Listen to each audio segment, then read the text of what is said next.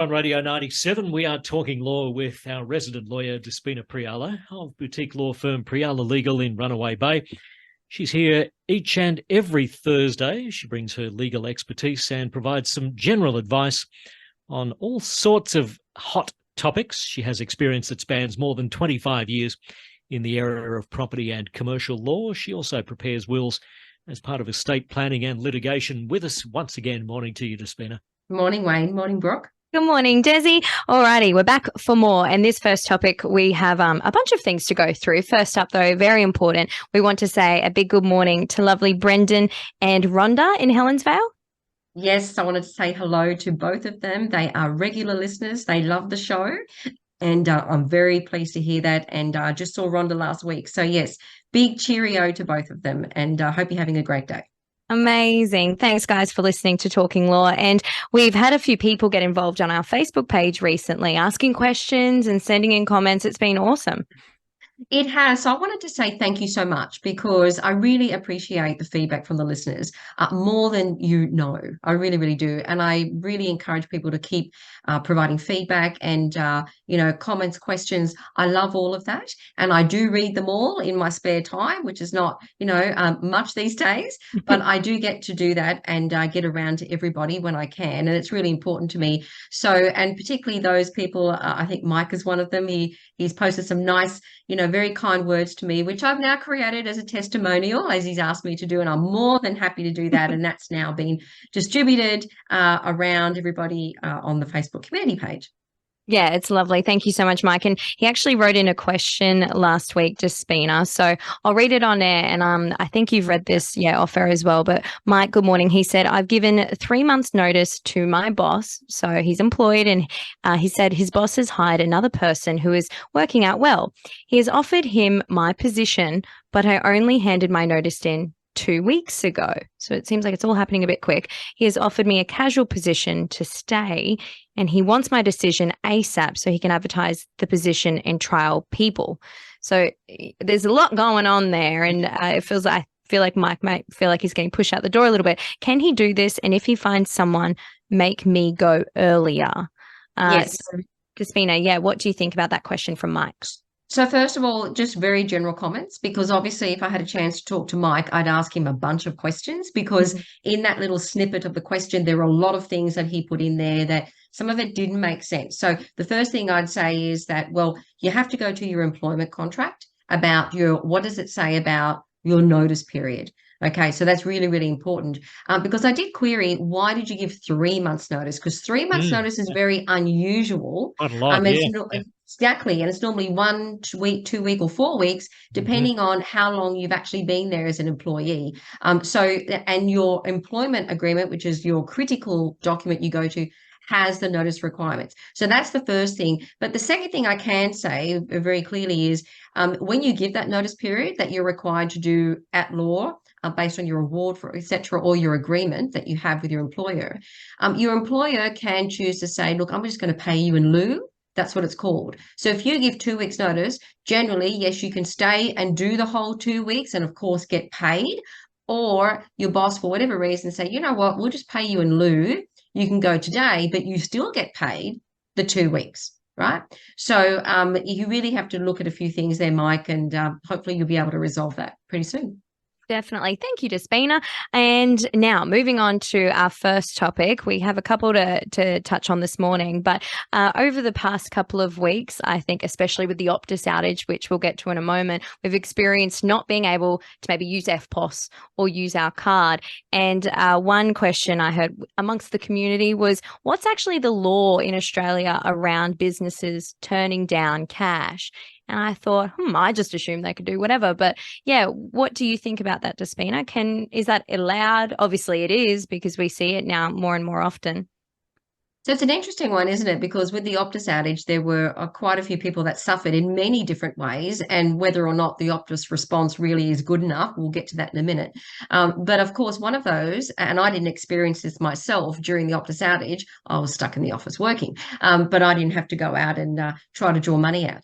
But if that was something that was experienced, of course, where you couldn't use your credit card in places and then you could only use cash, I think that the issue that some people was exposed to to was some businesses said, well, we don't accept cash. Now, to be very clear, cash is legal tender in this country. So that's number one. It is legal tender, always has been legal tender, and it still is legal tender.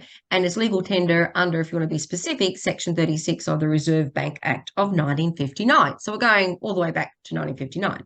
And if you're curious, you could look up online about, what cash and coins, and when pennies sort of went out and coins came in and the dollar came in and all that sort of business, I should say. 1966, yeah. Exactly. So if you're curious, but it's still legal tender. Now, if you go into a business, whether it's a petrol station, cafe, restaurant, clothes store, whatever it is, if that business is choosing not to accept cash, so businesses can choose to only accept credit, they have to display that because it's part of the terms and conditions when you enter into that business.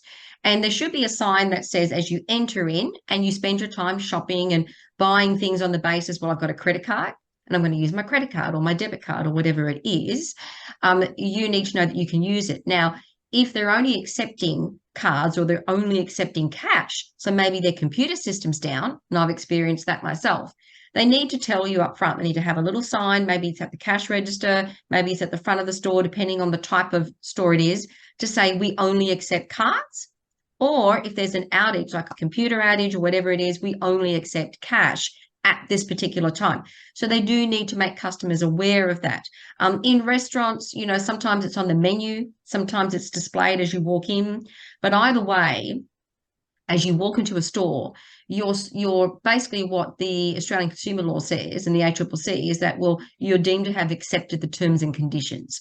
So yes, businesses can choose what they accept for methods of payment, but they have to be able to communicate that and display that and disclose that to their customers. Does that make sense? I think that's probably covered the question. Yeah, I think it's something that we've seen a lot more of over the last 3 years as well, with all the COVID stuff and how the move towards contactless payment, because that's certainly become a big thing and certainly was over the last 3 years. Yeah, well, that's right. So if you go into a business and there's no sign and they say we're not going to accept cash, and if cash is the only means of payment, particularly in a situation, not in stores, but if it was a debt collection situation and someone's trying to collect a debt and you can only pay it by cash, if someone refuses to accept cash, well, they could have their own potential legal consequences as a result of refusing the cash in that situation. So there are some exceptions, but basically that is it in a nutshell. And look, the Optus outage, I mean, everyone experienced it around the country and in different ways. And, for myself, we have Optus on our mobile phone, but we have Telstra on our internet. So we had full internet capability during office hours, but no one could call in and we couldn't call out on the mobile phone, but we had a landline that was Telstra. So we weren't too much impacted, but then other people were, obviously. Now, if you go onto the Optus website yourself, you can just Google Optus outage response, and there really isn't that much of a response, to be honest, because it's qualified. It depends if you're a business customer, prepaid customer, or home internet customer. And then when you try and click on the terms and conditions of the response, it doesn't really take you anywhere. And then it explains, well, it really is about the type of plan you're on and this unlimited data or, that they're supposed to give people for a particular time till Christmas. Yes, that sounds all very well and good, but if you're already on an unlimited plan, doesn't really give you anything. So you sort of query, well, it's not really a proper response, is it? So, whether the ACCC will get involved in that, I don't know. But there's also a parliamentary inquiry as well into the whole thing. So we haven't heard the last of it, that's for sure. I'm sure that's the case. So, but hopefully at least this morning that's enlightened and clarified a few things for people on a variety of issues. And I'm so pleased I got to say hi to a few people out there as well and say thank you for the feedback. Definitely. Thank you, Despina. And if you do want to join our Facebook page, Radio 97 Community Group, or on our business page, Breakfast Radio 97. Coming up next, what is the main hurdle business owners have to overcome when they're buying or selling? That's coming up with Despina Priala on Talking Law. Are you confused about legal jargon? Do you need legal advice but don't know where to turn? Tune in to Talking Law with Despina Priala every Thursday morning at 8:30 on Radio 97. Despina, a leading lawyer with over 20 years of experience, will demystify the law and provide practical advice to help you navigate legal issues. Whether it's a family matter, a property dispute, or a business concern, Talking Law has got you covered. Don't miss out on this valuable resource. Tune in to Talking Law with Despina Priala every Thursday morning at 8:30 on Radio 97.